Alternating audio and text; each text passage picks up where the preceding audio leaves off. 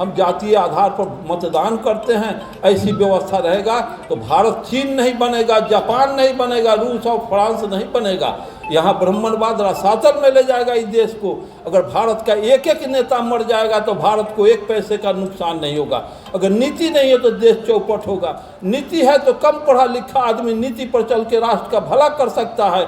अगर नीति नहीं तो सारे नेता एक होकर के भी राष्ट्र का भला नहीं कर सकते हैं। नेता सब यदि एक हो फिर भी मिटेगा देश। नीति यदि सही हो तो आगे बढ़ेगा देश। भारत को नेताओं की जरूरत नहीं है, नीति की जरूरत है। तो भारत में एकमात्र राजनीतिक दल है। उत्तर प्रदेश या बिहार में जितने भी हमारे राजनेता हैं, मुख्यमंत्री बनते हैं, ये सारे के सारे चमचागिरी कर रहे हैं। सवर्णों का बी टीम ये लोग हैं। जितने बैकवर्ड के मुख्यमंत्री अभी तक बने हैं सारे के सारे जगदेव प्रसाद को हटा देने के बाद सब बी टीम है आरएसएस और कांग्रेस के।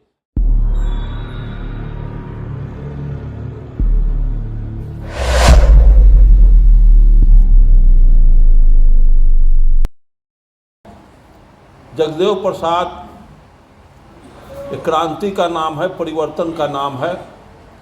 इस मतलब शोषित समाज दल का जो अधिकार रैली है, इस कार्यक्रम के आयोजक साथियों का और इस कार्यक्रम में शोषित समाज दल के राष्ट्रीय अध्यक्ष का और महामंत्री का मैं सम्मान करते हुए इस कार्यक्रम में उपस्थित जितने हमारे मंच पर क्रांतिकारी साथी हैं, श्रोता बंधुओं भाइयों, अब मैं कहूँगा आपसे कि हम लोग तो बहुत प्रयास किया, जीवन भर प्रयास किया कि भारत से गरीबी का और दुनिया से गरीबी का समाप्ति होनी चाहिए, उसकी ज़रूरत है। और मार्क्स ने जो नारा दिया था दुनिया के मजदूर एक हो, आज तक दुनिया के मजदूर एक नहीं हुआ। ये भारत में भी बिहार लेनिन जगदेव बाबू ने नारा दिया 100 में 90 शोषित है, 90 भाग हमारा है। कितना बेहतर का नारा है, हृदय छूने लगता है। और भारत देश में जो वर्ण व्यवस्था का मार पिछड़ों को झेलना पड़ा, इतना दब गए, इतना डर गए कि यहाँ के सारे मुट्ठी भर आड़ जा करके यहाँ के 90% पर हुकूमत किया। और हुकूमत ऐसे नहीं किया, वो आड़ जो लोग यहाँ आए तो मतदान करके नहीं आए, वोट गिरा के नहीं आए, तलवार के बल से आए। और हमारे खानदान को एक एक बौद्धिस्ट को काटा है ये लोग अयोध्या में, पूरे भारत के बौद्धिस्ट को काटा है। और ऐसी स्थिति में ये लोग कहते हैं कि पुलवामा में ये घटना घटी है। और हमारे राष्ट्रीय अध्यक्ष हैं, वो जानते हैं और उम्रदराज लोग जानते हैं कि चौड़ी चौड़ा कांड में 300 से ज़्यादा दलित पिछड़ों के गांव को घेर करके आग ये सवर्ण लोग लगा दिया। और इतने लोग मारे गए कि उत्तर प्रदेश के पार्लियामेंट में इस बहस को रखा गया तो इसको खारिज कर दिया गया। वो पुलवामा से कितना बड़ा घटना था। और फिर यही आरा में एक दलित की लड़की को ऊपर लुका के तलवार से काट दिया गया। ये पुलवामा नहीं था, इसके लिए यहाँ के प्राइम मिनिस्टर को कोई कान में जू तक नहीं लेगा। आज ही वापस विदेश टूर से वापस आ गए। बस चोरवे पहले हल्ला चोर चोर का करता है। ये रात दिन इस देश में खुद ही पुलवामा से बड़ा बड़ा ये लोग घटना घटा रहे हैं। और राजनीतिक इसको मोहरा न बना करके, हिंदू मुस्लिम का मोहरा बना करके, भारत पाकिस्तान करा करके ये लोग इस तरह का शिगुफा बना देते हैं कि असल बैकवर्ड मुद्दा का लड़ाई न लड़ पाए, मुद्दा न खड़ा हो जाए कि भारत आर्य भारत छोड़ो का नारा लगा दे, जगदेव प्रसाद का नारा ये लोग न लगा दे, 100 में 90 का नारा न लगा दे। ये कभी ताली बजवाते हैं, कभी थाली बजवाते हैं, कभी कोरोना का ढंग रखते हैं, कभी बाबरी मस्जिद राम जन्मभूमि का, कभी कुछ ये शिगुफा उड़ा करके 90% बैकवर्ड को है। बताइए तो पुलवामा का हमला से बड़ा हमला था। कि कुंभ में सैकड़ों आदमी की हत्या हुई है, सैकड़ों आदमी के धार्मिक सेंटिमेंट पैदा करके कुंभ में नहाओगे तो स्वर्ग में चले जाओगे। जिस देश का प्रधानमंत्री ही मानता हो कि स्वर्ग धरती पर होता है, नरक होता है, तो उसको तो कोई वैज्ञानिक को भेज के देखे अंतरिक्ष सौरमंडल में, निहारिका में, आकाश गंगा में करोड़ों किलोमीटर ऊपर वैज्ञानिक जाता है, उसको कहीं स्वर्ग नरक, स्वर्ग के लालच नरक के भय दे करके हिंदू सेंटिमेंट बना करके रखता है ये आरएसएस भाजपा की सरकार, कि लोग इसमें दिग्भ्रमित हो जाए, इसमें भुला जाए। और यहाँ का 90% इतना मूढ़ विश्वासी बन गया है, इतना गंवार बन गया है, चलता फिरता लाश है। इसीलिए ये चौधरी महाराज सिंह भारती ने कहा है कि भारत देश के अंदर जो कुव्यवस्थाएं हैं, जो जाति व्यवस्था है, ये जब तक रहेगी ब्राह्मणवाद को कोई डिगा नहीं सकता है, कोई कमज़ोर नहीं कर सकता है। जिसको बाबा साहब अम्बेडकर और गांधी का वर्ण व्यवस्था पर जब बात हुई तो गांधी कहे कि बाबा साहब अम्बेडकर हम भी चाहते हैं छुआछूत खत्म हो, तो बाबा साहब कहे कि क्या छुआछूत जाति व्यवस्था में विश्वास रखते हैं, हिंदू धर्म में विश्वास रखते हैं? तो हाँ, हिंदू धर्म में तो मैं विश्वास रखता हूँ, जाति में भी विश्वास रखते हैं। तो जाति व्यवस्था तो हिंदू धर्म का आत्मा है, गांधी का कहना है। तो जब हिंदू धर्म का जाति व्यवस्था और हम जाति में बंट करके इतना पार्ट में हो गए जिसका फसल ब्राह्मण काट रहा है, 90% को 90 जात में बना दिया, हजारों जात में बांट दिया और उसका 10% फसल खा रहा है। इस बुराई को जब तक नहीं निकालेंगे तब तक यहाँ मार्क्सवाद नहीं होगा। और हमारे पिता कम्युनिस्ट पार्टी में थे, वो बराबर कहते थे कि बुद्ध को, कबीर को गरीबों के प्रति दया थी, लेकिन दवा कार्ल मार्क्स के पास। इस पैटर्न को हम लोग अच्छी तरह से जानते थे। और ये वर्ण व्यवस्था का मार खा रहा है देश, जो आज भी हमारे लोग विधानसभा में जो जितने हमारे राजनेता हैं सब बैकवर्ड के दुश्मन लोग हैं, चाहे जो कोई भी है, मुख्यमंत्री हो चाहे कोई हो। ऐसी व्यवस्था से हम जाति आधार को मान लिया है और जात में बंट करके हम नॉमिनेशन करते हैं, हम जातीय आधार पर मतदान करते हैं। ऐसी व्यवस्था रहेगा तो भारत चीन नहीं बनेगा, जापान नहीं बनेगा, रूस और फ्रांस नहीं बनेगा। यहाँ ब्राह्मणवाद रसातल में ले जाएगा इस देश को। अगर भारत का एक एक नेता मर जाएगा तो भारत को एक पैसे का नुकसान नहीं होगा। अगर नीति नहीं है तो देश चौपट होगा। नीति है तो कम पढ़ा लिखा आदमी नीति पर चल के राष्ट्र का भला कर सकता है। अगर नीति नहीं तो सारे नेता एक होकर के भी राष्ट्र का भला नहीं कर सकते हैं। नेता सब यदि एक हो फिर भी मिटेगा देश, नीति यदि सही हो तो आगे बढ़ेगा देश। भारत को नेताओं की जरूरत नहीं है, नीति की जरूरत है। तो भारत में एकमात्र राजनीतिक दल है तो शोषित समाज है, जिसके पास कथनी और करनी का नीति और सिद्धांत है। नहीं तो किस राजनीतिक दल के पास क्षेत्रीय दल बना हुआ है। आज बैकवर्ड का जितने ये हरामखोर चलता फिरता लाश है, ये चंदापुरी जी कहे थे, या एक और कोई साथी पूर्व के वक्ता ने कहा है कि यहाँ 280-85 आज हमारे बैकवर्ड का संसद जीत के गया है। सब वो किस नस्ल का वो लोग हैं कि बैकवर्ड का हिमायती करने गए हैं, बैकवर्ड का शुभचिंतक बन के गए हैं और वहाँ फॉरवर्ड का काम कर रहे हैं। तो ये हमारे नहीं हैं। ऐसा ही हमारे जितने लोग हैं, जिसको जगदेव बाबू ने कहा था आर पार की लड़ाई होनी चाहिए। हमारे शोषित समाज में एक भी सवर्ण मेंबर नहीं हो सकते हैं।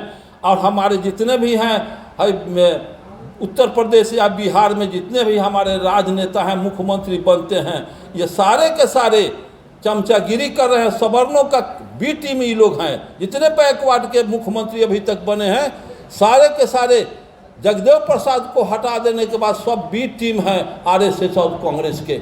ऐसी व्यवस्था ला के ये लोग रख दिए हैं। और ये लोग जितने सांसद बैकवर्ड के हैं, सारे बैकवर्ड के सांसद वहाँ जा कर के गुंगा बना हुआ है। वो मालपुआ पर ध्यान है, कुर्सी पर ध्यान है। और इसी को मार्क्स ने कहा है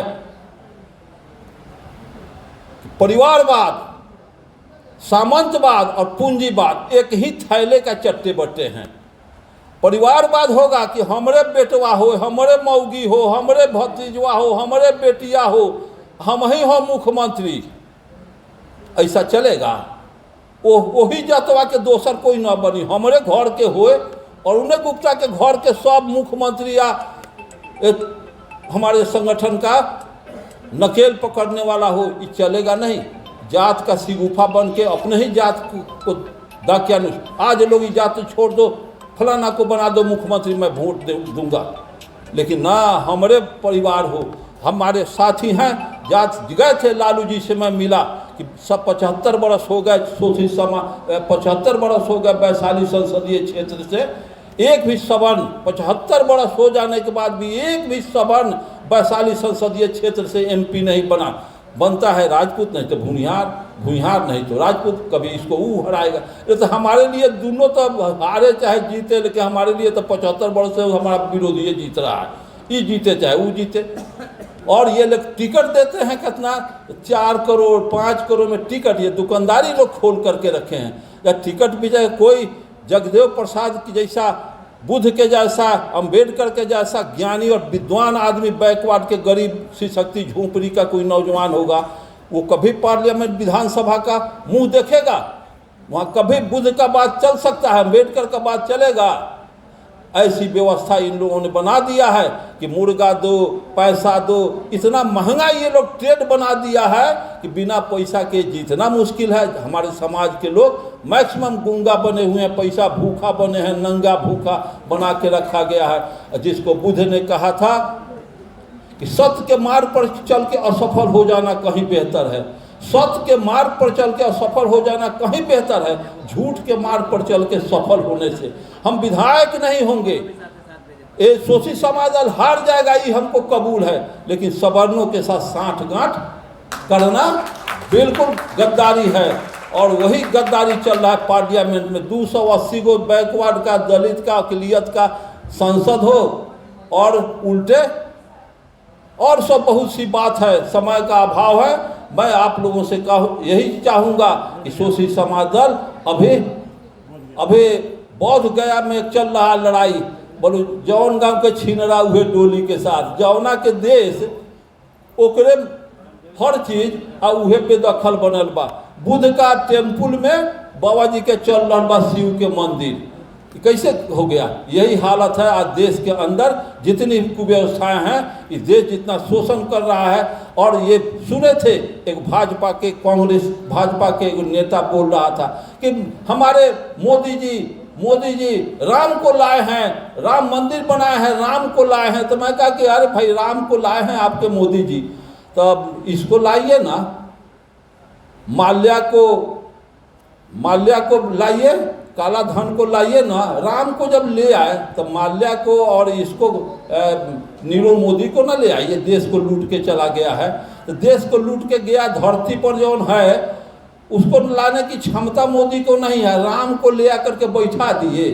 इस तरह से लफाजी और गपबाजी ये कार्ल मार्क्स करेगा, लेनिन के यहाँ चलेगा, स्टालिन के यहाँ, माओ सेतुंग के यहाँ, ये सब 420 के चलेगा। क्यों? भारत से 2 बरस बाद चीन आज़ाद हो गया और चीन दुनिया का सुपर पावर बन गया।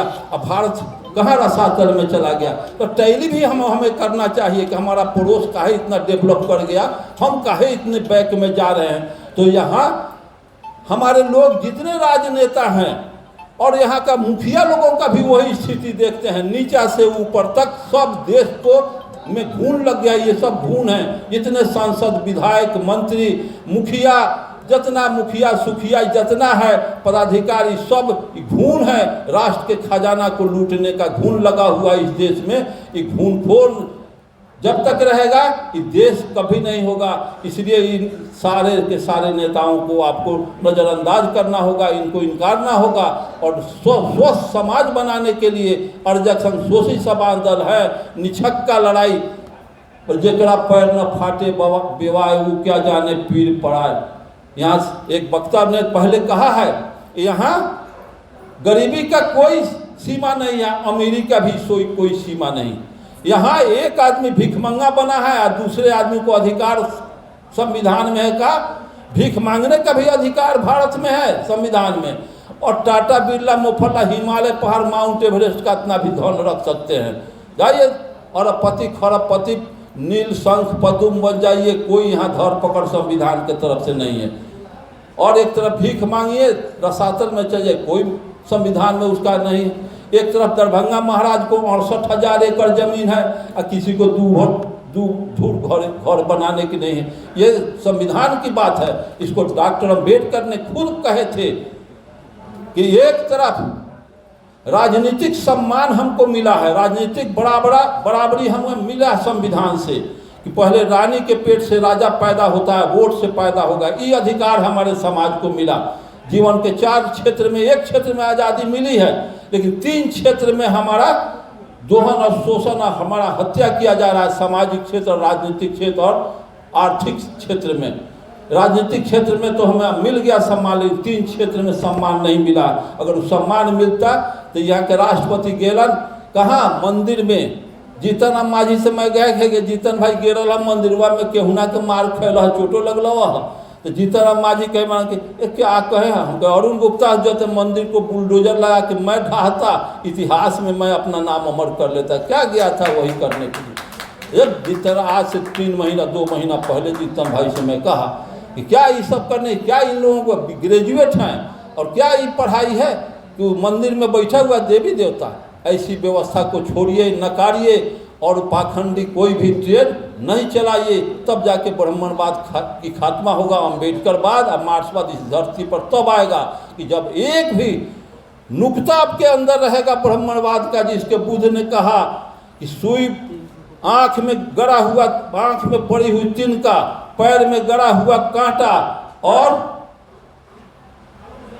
रुई में दबा हुआ आग आज न कल बवंडर पैदा कर देगा। तो ये देश के अंदर बवंडर पैदा हो गया है। इसलिए मैं इतना ही कहकर आप तमाम श्रोताओं का मैं आभार व्यक्त करते हुए जय अर्जक, जय बुद्ध, जय अम्बेडकर, जय शोषित, जय जगदेव। साथियों, नेशनल जनमंच को सब्सक्राइब करें, साथ ही बेल आइकन की घंटी को बजाएं।